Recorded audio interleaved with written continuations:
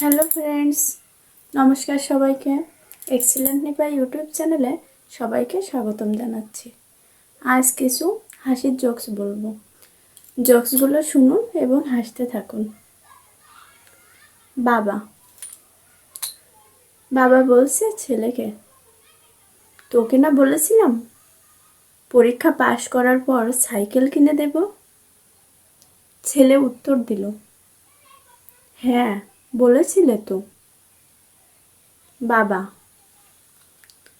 তখন বাবা বলছে, তবুও ফেল করলি যে, পড়া বাদ দিয়ে কি করলি?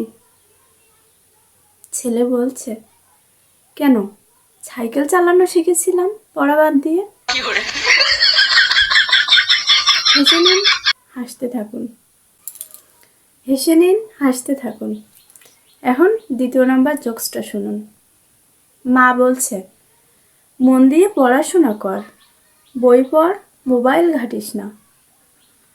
পটলা, না মা, বই পড়ছি তো, মোবাইল তো কাছে নয়। তখন মা বলছে, তাহলে বইয়ের ভিতর থেকে কিসের আলো দেখাচ্ছে?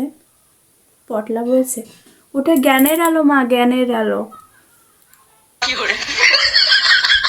হেসে নিন, হাসতে থাকুন।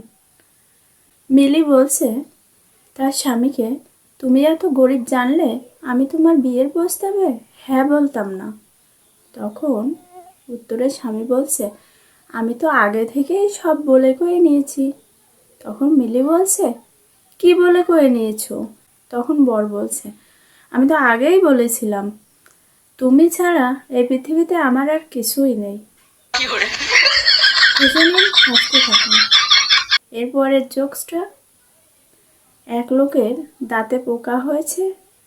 সে হাতুড়ের কাছে যাওয়ার পর সে বলল, আজ থেকে 4 দিন সকাল সন্ধ্যা দুধ ও বিস্কিট খাবেন, পঞ্চম দিন শুধু দুধ খাবেন, তাহলে পোকা অবশ্যই বাইর হয়ে যাবে, 100% গ্যারান্টি দিচ্ছি।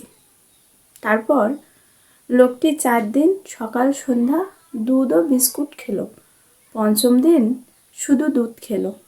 এরপরে দাঁত থেকে পোকা বার হয়ে বলল, আজকে বিস্কুট নেই কেন? হেসে নিন, হাসতে থাকুন। 5 নম্বর জোকস বলছি এখন। হেসে নিন, হাসতে থাকুন।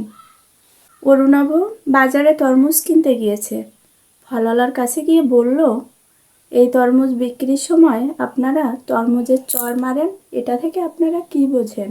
ফলওয়ালা বলছে, দেখুন, আমার বাপ ঠাকুরদাদারাও তরমুজ বেচতেন, চর মেরে কি বুঝি জানি না, তবে বাপ ঠাকুরদা শিখিয়েছে দুটো তরমুজের চর মেরে 3 নম্বরকে খদ্দেরকে দিলে খদ্দের খুব খুশি হয়ে সেটা নিয়ে যায়।